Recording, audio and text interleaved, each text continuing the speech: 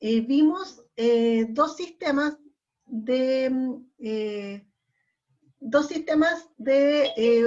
para ubicar la planta, dos metodologías para determinar la ubicación de la planta. El primero era un sistema basado en evaluación de factores o sistema de calificación de factores. Con ese sistema lo que hacíamos era revisar qué elementos íbamos a considerar para el análisis y determinar 3 locaciones. En el ejercicio simulado que hicimos eran 3, para identificar cuál era la más conveniente para la organización, acorde con los parámetros determinados y la ponderación de cada uno de esos parámetros. Y dado eso, analizamos, o sea, hicimos un mini ejercicio considerando la ubicación de un local de venta de sushi. Y determinamos qué lugar era el que era más conveniente considerando las distancias, la distancia con los clientes, el número de productos vendidos, elementos que obviamente a través de este juego, de la información general que tenemos, nos permitían identificar dónde instalarlo. También vimos, y ahí hicimos el ejercicio de juego de simulación nuestra. Y también hicimos el segundo análisis, que era un análisis de punto muerto, pensando en una localización. Y vimos, trazamos los costos considerando distintas localizaciones. Y determinamos cuál era el más conveniente, pensando en instalarnos en diferentes lugares. Y a través de ese ejercicio determinamos, a través de una tablita, cuál era el más conveniente, según la proyección que nosotros tenemos de las unidades que vamos, de los volúmenes de producción. Visto el ejercicio aquí en pantalla, si nosotros tenemos un volumen de producción de 500 unidades, entonces la que nos muestra un costo más bajo es la línea que está coloreada de rojo. Pero si nosotros tenemos un nivel de venta de 3.000 unidades, entonces elegiremos la locación de la línea que está en color verde, que corresponde a la de color verde, porque con ese nivel de producción, la verde es la que nos muestra un costo más bajo. Hay algunos puntos en que se cruzan las líneas y en esos puntos resulta indiferente si producir en uno o en otro lugar. En esta clase vamos a ver un siguiente punto que tiene que ver con la producción, y eso se llama layout. No sé si alguien ha escuchado alguna vez el concepto de layout. Recuerdo hace un tiempo, una estudiante de ingeniería comercial que tenía que hacer la práctica profesional y le tocó ir a hacerla en un casino, en el casino de Pucón, específicamente. Y le tocó en sala. Entonces, se preguntaba cómo elaborar un informe que en ese tiempo era de práctica profesional controlada, pero cómo hacer una investigación para, trabajando en sala, poder hacer algún tipo de estudio que fuera válido para la obtención de su título. Y lo que ella hizo fue justamente identificar el layout dentro del área del casino de Pucón. El layout lo que hace, en ese caso era un layout comercial, y lo vamos a ver cómo funciona eso, porque el layout en qué consiste.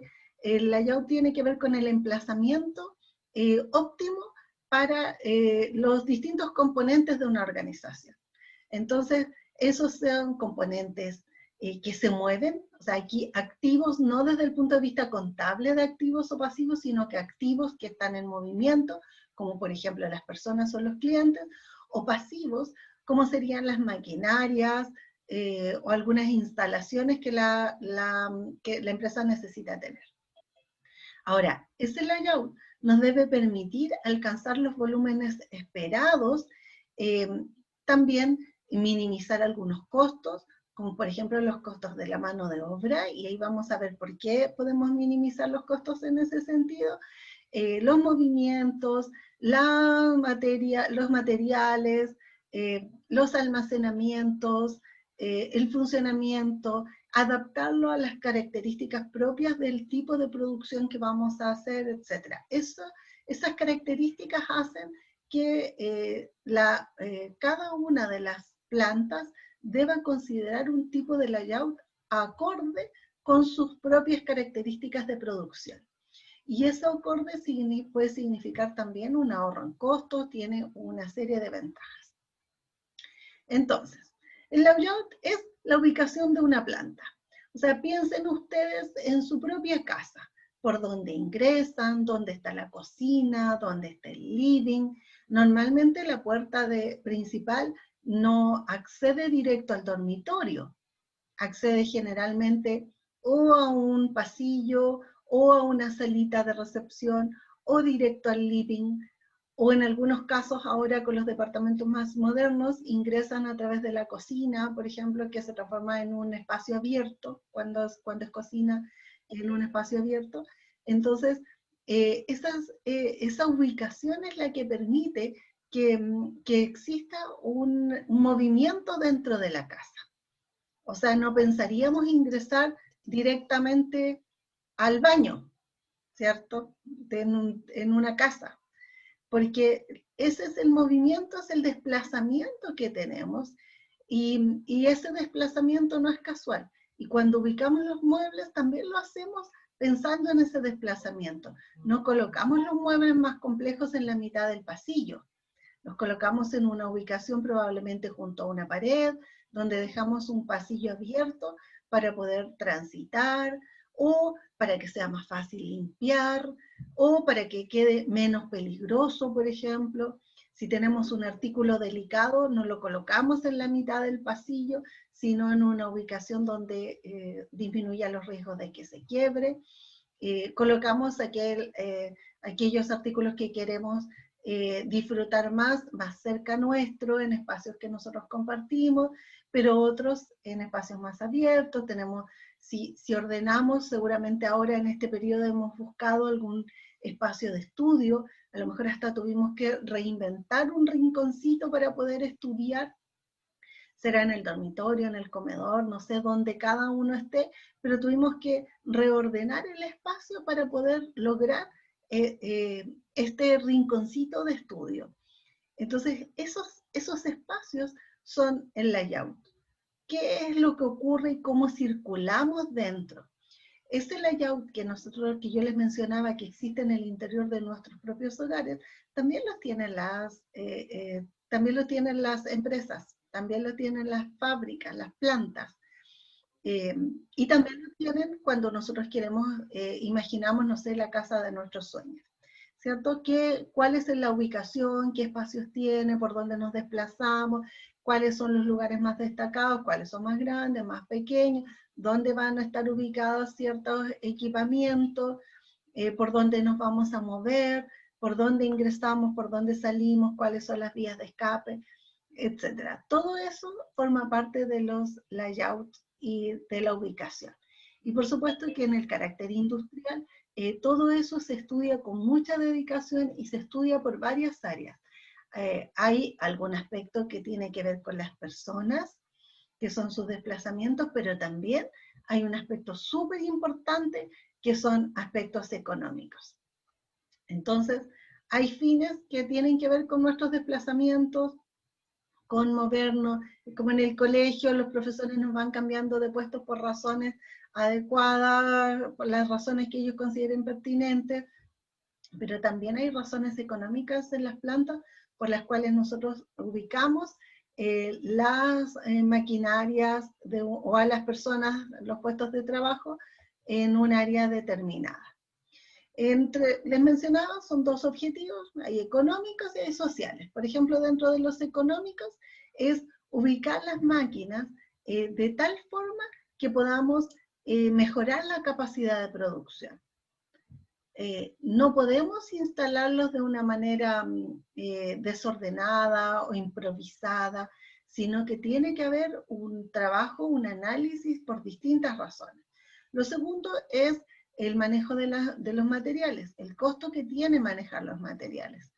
No podríamos colocar, si nuestra planta mide, no sé, 2.000 metros cuadrados, nuestra área de producción, no podríamos colocar los pasos a seguir en los dos extremos de la planta, porque significa que necesitaríamos estar trasladando las materias primas hacia el otro rincón para que sigan con un proceso de producción.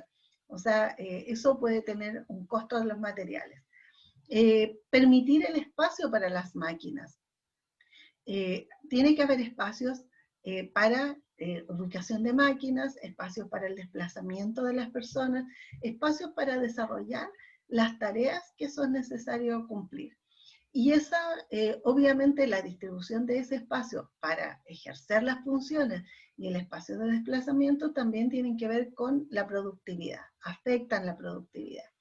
Pero además con medidas de higiene y de seguridad. Y aquí me detengo un poquito porque las empresas tienen, no sé si han escuchado los comités paritarios de higiene, de orden, higiene y seguridad, o los reglamentos de orden, higiene y seguridad. ¿Quienes han trabajado alguna vez han escuchado eso de higiene y seguridad?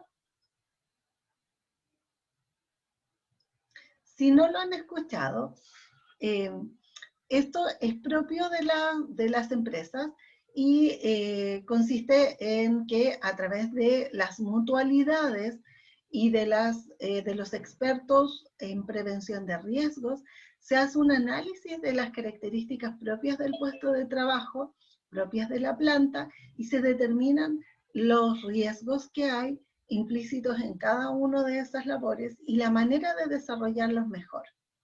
Y se evalúa la ubicación de la planta, pero también la ubicación de cómo nosotros estamos. Por ejemplo, yo en este momento estoy sentada, tengo un escritorio, pero desde el punto de vista ergonómico no tengo la silla apropiada porque no estoy en un lugar con apoyabrazos. Desde el punto de mi silla la tengo, pero la tengo en otra ubicación, y si ocupo la silla en el momento que es más cómoda para hacerle las clases, va a generar contraluz. Entonces van a ver el exterior, pero van a tener contraluz, entonces yo elijo una sillita que es súper chiquitita, que es una silla como casi de playa, para poder estar con la clase con la iluminación adecuada. Pero desde el punto de vista de higiene y seguridad, eso puede ser apropiado para una clase, pero no sería apropiado para desarrollarlo todo el día. También porque en el pasillo en el que estoy, perdería la posibilidad de evacuar rápidamente. Además que yo les he contado, vivo en un piso de altura. Entonces, si hubiera algún riesgo, es necesario evacuar rápidamente por la escalera, y si yo tengo esta silla en la mitad del pasillo, eso dificultaría las vías de evacuación. Entonces, desde los objetivos, hay objetivos económicos que también tienen que ver con las decisiones que deben tomar las organizaciones desde el punto de vista de la higiene y la seguridad de sus trabajadores. Una mala decisión puede implicar accidentabilidad, y esos accidentes no solo generar un problema para la persona accidentada, para sus colegas que se van a sentir en una condición más precaria, sino también para toda la empresa que va a perder volúmenes de producción o volúmenes de trabajo. Por lo tanto, también esos son objetivos económicos. Pero también hay otros de carácter social. La iluminación y la ventilación. El estar ubicada en el punto que yo estoy y dar la clase con una iluminación adecuada, con una luz adecuada que tengo además aquí al lado. Entonces, si yo oculto la luz y si además me ubico hacia el contraluz, como por ejemplo me voy a girar, como sería si yo me instalara aquí en mi puesto, ven solo el relieve mío, porque desde el punto de vista de la iluminación no está resuelto este objetivo que es social, de hacer una clase con la iluminación que corresponde. Entonces eso las organizaciones sí lo consideran, lo deben tener en consideración y deben resolverlo en función de esto. Además, hay otros objetivos sociales como la ventilación, debe haber una ventana para que los trabajadores puedan concentrarse, deben haber procesos que son de similares características desde el punto de vista de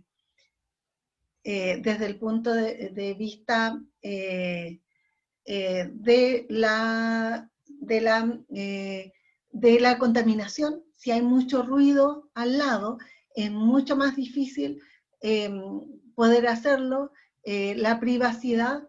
Espérenme un poquitito, voy a contestarle a Javiera que me está consultando en el chat su nota, así que voy a hacer una pausa en la grabación y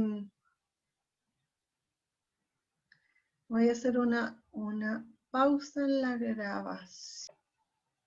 Ahí retomamos la grabación. Dentro de los objetivos sociales, dijimos que dentro de los objetivos habían unos económicos y unos sociales. En los sociales, la iluminación, la ventilación, la disminución de la contaminación acústica y visual.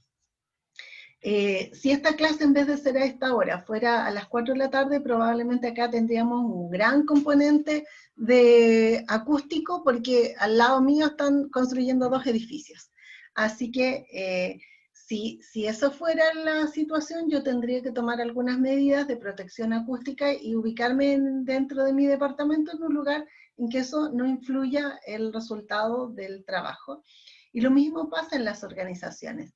Si nosotros tenemos al lado de un proceso otro que hace mucho ruido, entonces vamos a afectar el proceso que podría requerir más silencio. Entonces, ¿qué haremos? Tomaremos medidas de layout para ubicar ese proceso que es más ruidoso para evitar que esos sonidos se traspasen hacia otros lados. Pero además, si pensamos en una oficina también o en algunas áreas de trabajo, a veces necesitamos estar en contacto con alguien, coordinarnos con otras personas, necesitamos vernos. Eso es parte de lo que hemos ido perdiendo ahora con la pandemia. No es lo mismo estar al otro lado de la pantalla que estar físicamente en una reunión. Cuando ustedes van a clases, no sé, hay unas mesitas en la facultad en que en un día tibio uno se puede sentar y conversar, trabajar como en un área, encontrar un área de trabajo que obviamente no se puede hacer en otro, no se puede hacer así a través del computador, que es mucho más impersonal. Muchas veces, o sea, lo más moderno es buscar áreas de trabajo que sean mixtas, que permite interactuar, que permita sobre todo la creatividad, permitir áreas que se han denominado cowork, trabajo conjunto, en que tomamos distintas ideas y a partir de esas ideas construimos algo diferente. Esos son todos objetivos sociales. Obviamente, ¿cómo se aplica? Pues aquí estas son algunas imágenes de un banco. Hay algunos desplazamientos, hay algunas áreas en los bancos, y piensen, todos hemos ido a un banco alguna vez. ¿Dónde están ubicados los cajeros automáticos? ¿Están al final? ¿Están en un subterráneo? ¿Están en el ingreso? ¿Dónde? Después, ¿dónde están las cajas? ¿Dónde están las oficinas de atención de clientes? ¿Dónde está la de atención de los ejecutivos de cuentas? Si ustedes se fijan, en los bancos nada es casual. ¿Dónde están las oficinas para empresas? ¿Están en el mismo lugar que las de clientes personales? El mesón de atención de público, ¿está antes o después de los ejecutivos? Todo eso, todas esas decisiones de los bancos tienen que ver con este layout. ¿Dónde se sientan las personas? ¿Dónde pueden quedar? ¿Dónde se ubican? ¿Dónde están todos? ¿Dónde se ubican? ¿Por dónde caminamos? ¿Por dónde ingresamos? ¿Qué tipo de pisos hay? ¿Qué diferenciaciones podemos colocar entre las distintas áreas del banco? Hay una serie de características que nos permiten circular con mayor o menor facilidad. Y si ustedes piensan en las tiendas, en los supermercados, ¿en qué parte del supermercado está el pan? A ver, escríbanmelo en el chat. ¿En qué parte del supermercado se ubica el pan? Al inicio, en la entrada del supermercado, al lado de las cajas, en un rincón.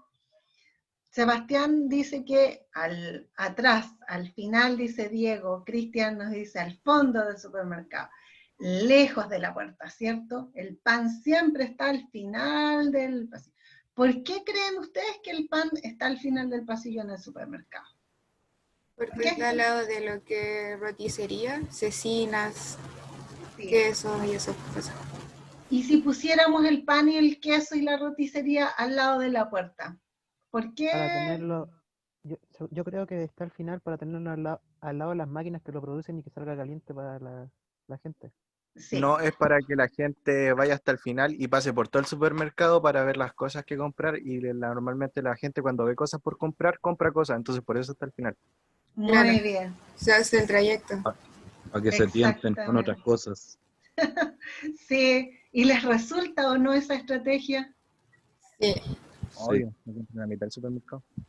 Sí, es cierto. Uno va a veces para comprar, no sé, 3 panes y en realidad sale con pan, queso, una bebida. Se acuerda O que le igual, falta pasta de dientes y después vuelve y está al lado de la caja y compra un Super 8. Y, profe, igual que sí, las cosas más caras las ponen como a la altura de los ojos de uno. Claro. muy buen punto. Al igual que el cereal y las galletas siempre están como a altura mediana para que los niños puedan verlo. Sí, así es. Tienen, a ver, no solo hay una ubicación dentro del supermercado, y la lámina siguiente vamos a tener una descripción, no solo dentro del supermercado, porque efectivamente el pan está al final. Muchas veces, o sea, en varios supermercados es que el pan viene prefabricado y lo calientan ahí mismo en los hornos, y por supuesto que es más fácil directo de la panadería que están calentando el pan, terminando de cocinarlo porque viene precocido, terminando de cocinarlo y calentito. Esa es una de las razones, pero no es la única, sino que además el desplazamiento dentro del supermercado hace que uno vaya recorriendo los pasillos y aproveche, no sé, iba por comprar unas ayullitas y resulta que al final compra paltas, tomates, mayonesa, mostaza, salchicha y hace completos. Sí, profe, yo una vez escuché que los supermercados no ganaban tanto con el pan. No era tanto lo que ganaban con Sí, el pan, sino sí, que era algo estratégico para atraer público, ¿no? sí. ¿Profe? Sí, dime Camila. ¿Profe? Al igual que las cajas vecinas, yo el otro día igual descubrí de que ganan súper poco, creo como por 30 pesos, como por giro depósito. Y más que nada las tienen para atraer público. Sí, Los mini market y los negocios. claro, porque uno saca dinero y aprovecha, ya que estás ahí mismo, entonces aprovechas de comprar algo que a lo mejor ni lo habías pensado antes, pero está a la vista. Entonces, esos layouts son layouts comerciales, nos dejan a la vista cosas que sean, que nosotros llevemos y que normalmente son más económicas. Entonces, si vemos al lado de las cajas, si vemos en la caja vecina qué cosas hay ahí al lado de la caja, nosotros encontramos chicles, pastillas, bolsitas de distintas cosas.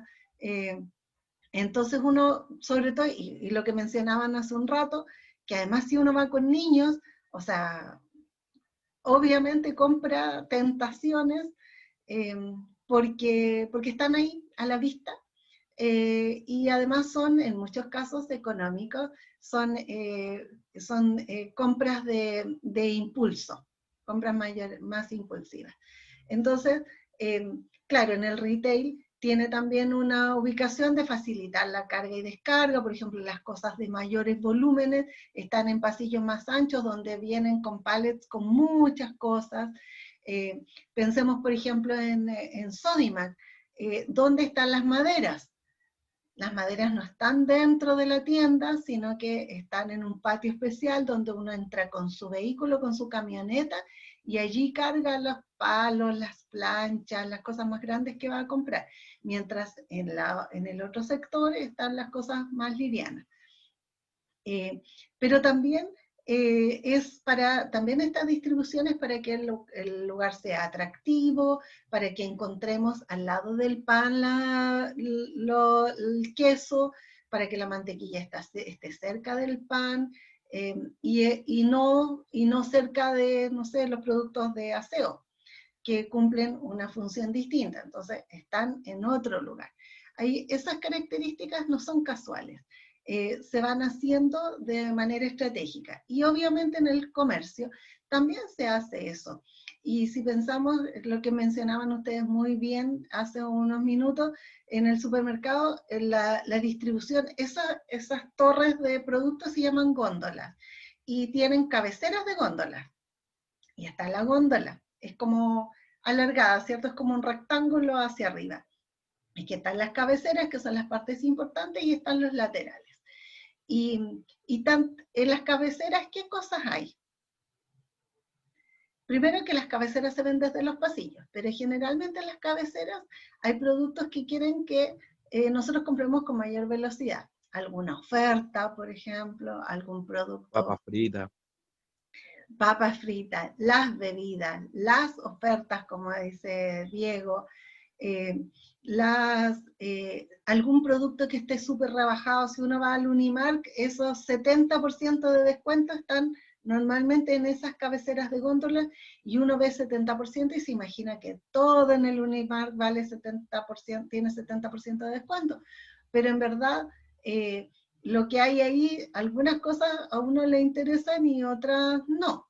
Entonces, y colocan un cartel, como dice Basti, súper destacado, entonces uno mira y dice, oh, 70%, todo está súper barato, y además con una música atractiva que te invita a ser feliz, y como eres feliz, vas feliz con tu carro, y le colocas cosas porque la vida es corta, y la disfrutamos ahora. Entonces todo eso es una decisión de marketing para que nosotros podamos comprar, y obviamente también, eso vimos las cabeceras, pero si vemos en una góndola propiamente tal, hay productos que se ubican en el centro, unos más arriba y otros más abajo. ¿Cuáles son los que se ubican más abajo, por ejemplo? ¿Qué productos pondríamos más abajo? Los productos más baratos, los más caros, ¿cuáles pondríamos ahí? Pensemos en un pasillo que a mí me encanta, la de los chocolates, las galletas y los chocolates. ¿Qué galletas están en el centro? ¿Qué galletas y chocolates están más arriba y cuáles más abajo? Sebastián nos dice, los más caros normalmente están más arriba. Normalmente las galletas que son en paquetitos más chiquititos, y los paquetes y los más grandes que vienen así como por volumen, están más abajo. Y siempre, como también nos dice Basti, a la altura de los ojos, aquello que quieren que nosotros compremos. Siempre en un nivel de la altura de las personas. Entonces, siempre las galletitas más económicas, los paquetitos más chiquititos, siempre están más abajo. Y por supuesto que en volúmenes ahí está la ubicación. Eso, ahora cuando vayan al supermercado, ustedes, ahora que han visto el layout, van a mirar con ojos más críticos cuál es el layout que aplica ese supermercado, por dónde ingresan, por dónde transitan, y qué es lo que tienen. Y en algunos casos, como dicen también ustedes en el chat, hay productos que ni siquiera los tienen. O sea, hay productos, no sé, las aguas, las bebidas de marcas propias, por ejemplo, ya casi no existen en el supermercado. ¿Por qué? Porque una bebida, no sé, una bebida Sprite vale 1.800, de 3 litros vale 1.800 pesos, y una bebida de imitación de las mismas tipo Sprite vale, pero marca, no sé, a cuenta, vale 600 pesos. Un tercio del precio. Antes las tenían al lado, ahora ya en algunos supermercados ni siquiera las tienen al lado, las tienen en otro rincón bien escondido, porque de esa forma compramos la bebida que es más cara. Son todas estrategias de marca, pero igual a veces colocan sus marcas propias para no decaer y seguir con eso. en temas de marketing, después vamos a ver una unidad específica de marketing y vamos a comentar algunas otras estrategias que utiliza.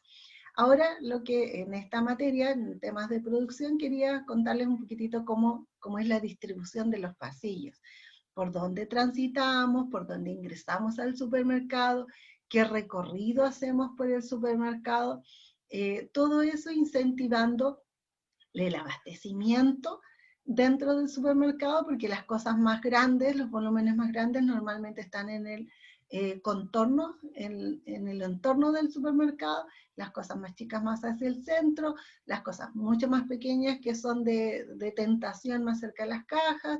Hay toda una distribución de pasillos del supermercado. Y eso es un layout.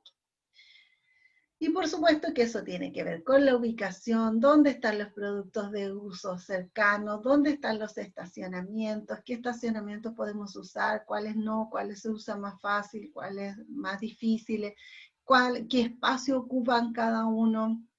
Son muchas decisiones que algunas de ustedes ya han comentado hace unos minutos.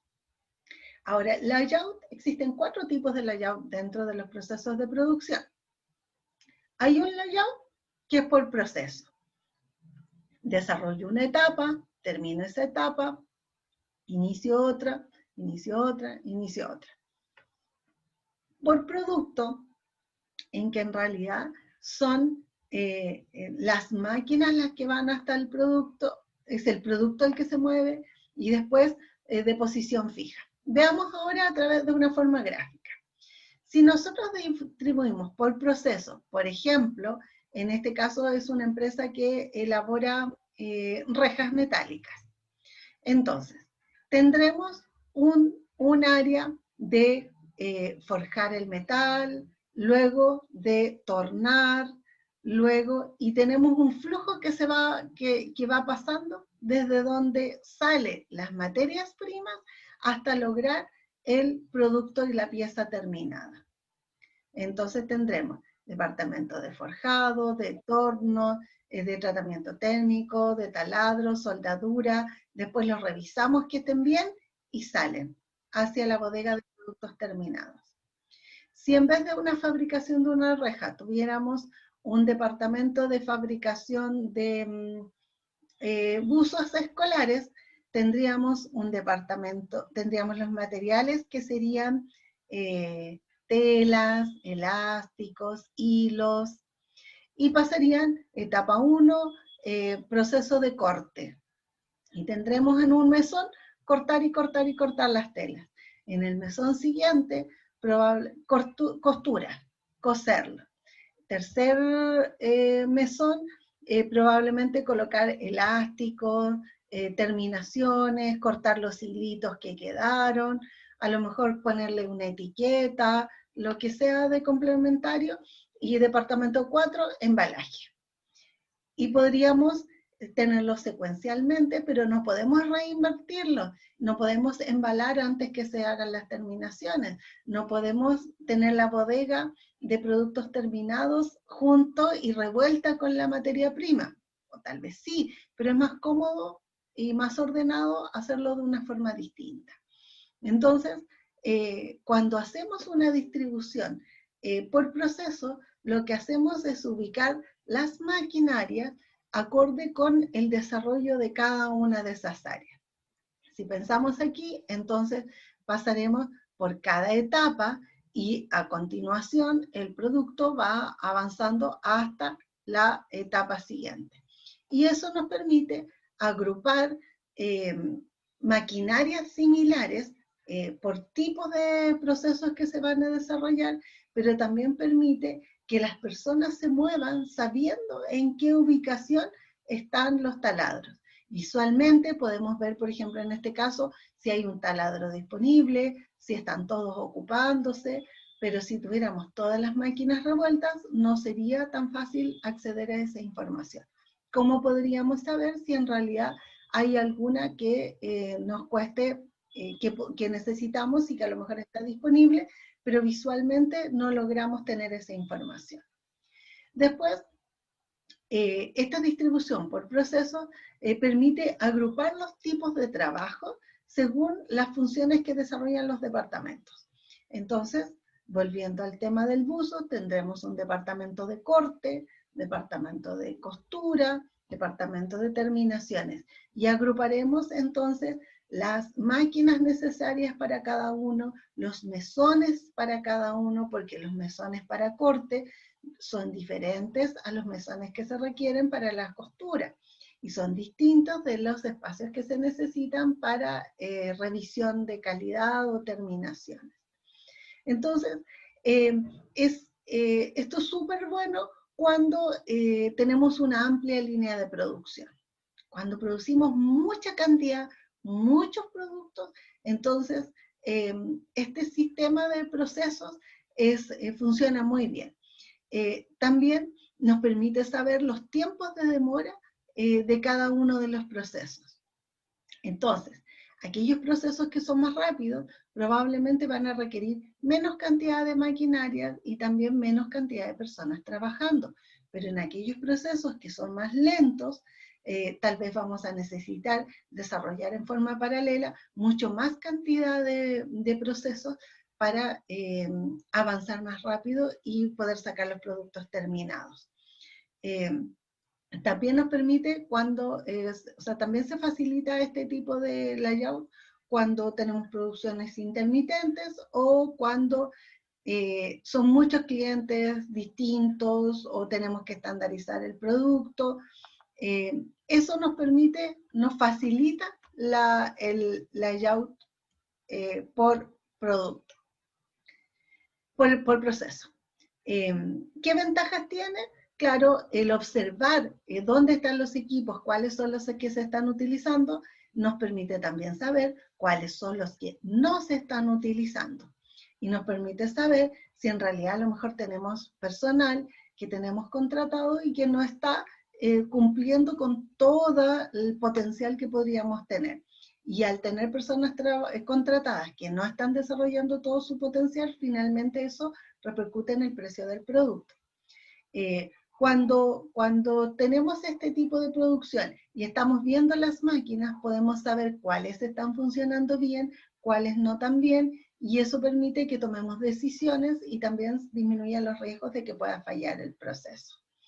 Y al tener esta especialización, las personas que están en un mismo departamento conocen mucho mejor el funcionamiento y se especializan, porque pertenecen a este departamento. El especialista en corte, entonces estará cortando las piezas y será especialista en corte. Y a lo mejor ni siquiera sabe usar una máquina de coser. Puede que sí o puede que no, pero tal vez no lo sabe. De hecho, en la confección de prendas hay etapas que son tan precisas que hay personas tan puntuales que no existen en las fábricas. Por ejemplo, quienes elaboran, hacen los moldes de las prendas.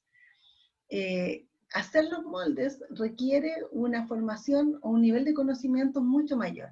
Entonces, al tener departamentos especializados, las personas conocen mejor ese funcionamiento y por lo tanto resulta mucho más fácil a simple vista o utilizando alguna estrategia de recolección de datos, saber la especialidad o las características propias de ellos.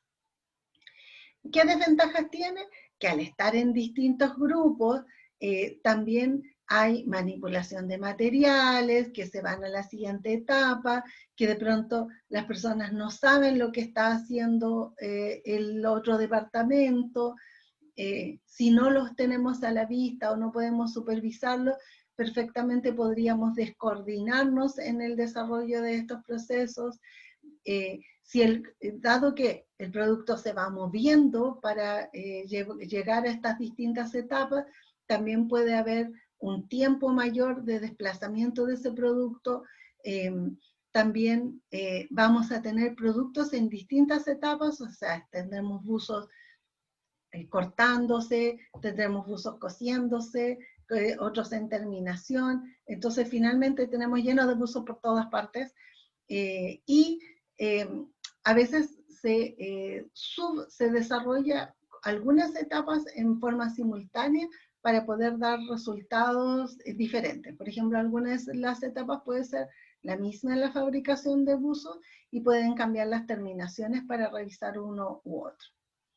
Otro tipo de layout, ese era un layout por proceso. Otro tipo de layout es por producto. Si volvemos a la fotito en que mirábamos los tipos de layout, el primero era por proceso. Tiene etapas y se desarrolla una etapa para continuar a la otra. En el layout por producto, lo que tenemos es que se produce una ruta que se desarrolla en función del producto que vamos a sacar. Y como se desarrolla esa ruta en base al producto, cada producto tiene su propia cadena. O sea, desarrollamos una línea de montaje para desarrollar ese producto. Y no hay tanta mezcla. No son departamentos que fabrican distintas cosas, sino que ahora los identificamos por tipo de producto. Eso permite que tengamos una cierta especialización en el producto, pero también permite que haya menos manipulación y menos variedad de materiales en esa manipulación.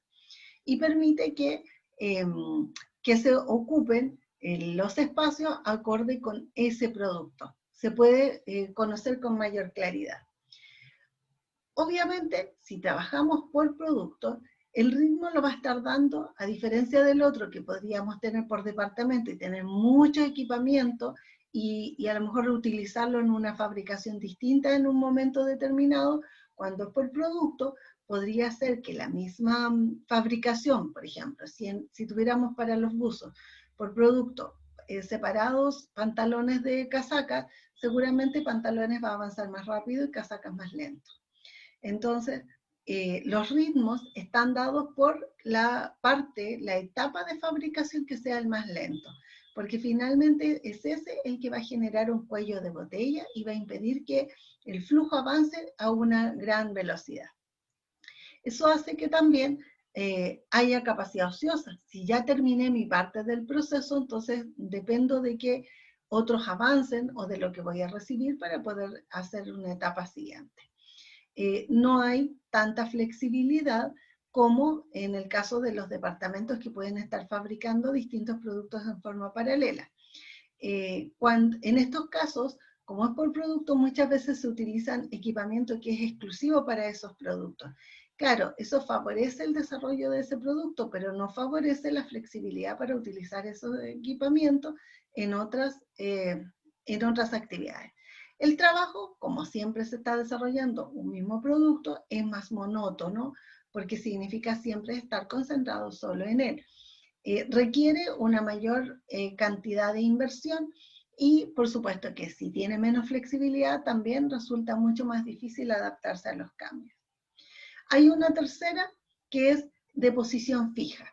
Y aquí lo que hacemos es que aquí no se mueve ni el producto, ni hay departamentos especializados. O sea, no nos especializamos como departamento, ni nos especializamos en un producto determinado moviendo en torno a ese producto, sino que el de posición fija implica que tanto las personas como las maquinarias se movilizarán hasta el lugar donde se está fabricando ese producto.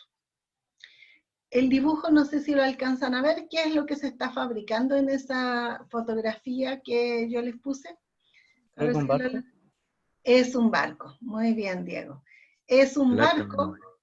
Estaban construyendo el Arca de Noé, como llueve tanto, entonces pensamos que vamos a dos integrantes de cada especie. Entonces, imagínense fabricar el Arca de Noé para prepararnos para el diluvio del día 18 y en realidad estar movilizando el Arca de Noé hasta tener el Arca de Noé final. ¿De qué tamaño tendría que ser nuestra fábrica? ¿Y cuántas maquinarias tendríamos que tener para elaborar esta arca de Noé? Entonces, para desarrollar eso, no movilizamos el arca. Lo que hacemos es que decimos en qué parte la vamos a construir y todos nosotros que vamos a trabajar en ella, vamos a ir hasta ese lugar. Unos cortaremos madera, otros armarán el arca, otros tomarán medidas, pero todos movilizamos las máquinas, movilizamos las grúas, movilizamos todo el equipamiento necesario para elaborar el arca en el lugar que nosotros hemos determinado en que va a ser el diluvio. Porque tampoco si el diluvio es en América, tampoco es que la vamos a fabricar en Europa y después la vamos a traer probablemente acá. Eso se hace en astilleros. Y los astilleros normalmente que se fabrican al lado y después botan la nave al mar como para que flote, ¿cierto? ¿En qué otra se les ocurre que podría utilizarse la posición fija? ¿En la fabricación de qué otra cosa? ¿Un edificio? Construcción de casas. Muy bien. Imagínense un edificio que tuviéramos que fabricar por producto o por posición o por proceso. A lo mejor una parte del edificio sí, porque podríamos tener las ventanas elaboradas de cierta forma, las puertas, pero el edificio en sí es imposible. Entonces, para la fabricación de un edificio, el edificio se hace en una locación y se va trabajando todo en ese espacio. Y todo el resto se mueve hasta el destino. En el caso de las casas, la mayoría sí son de posición fija, pero hay algunas que pueden no ser de posición fija.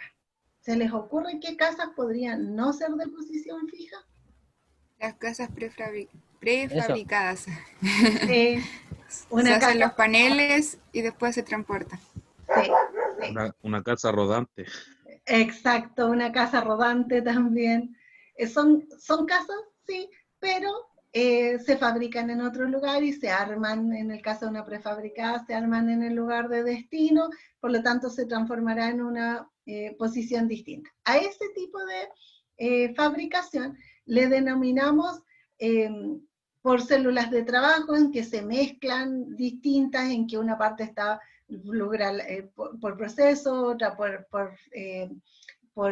producto, en que una parte se fabricó, de la casa prefabricada se fabricó en otro lugar, las ventanas a lo mejor las compraron, y después nos traen y nos arman la casa en el destino que nosotros elegimos. Pero vendrán también en posición fija los instaladores eléctricos, sanitarios, entonces ahí tendremos un tipo de producción distinta.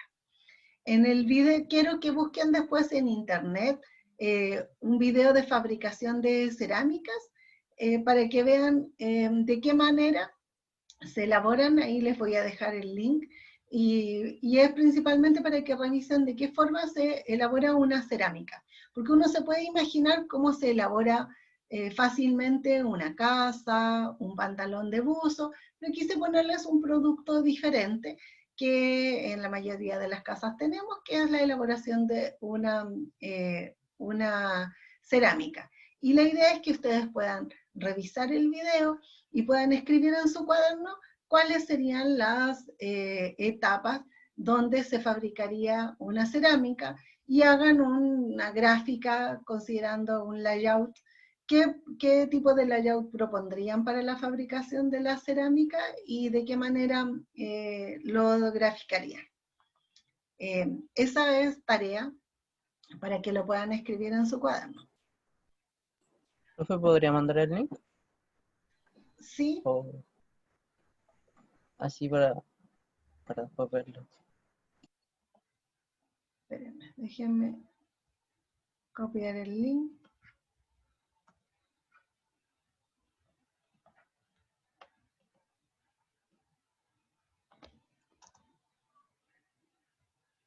Ya lo voy a colocar.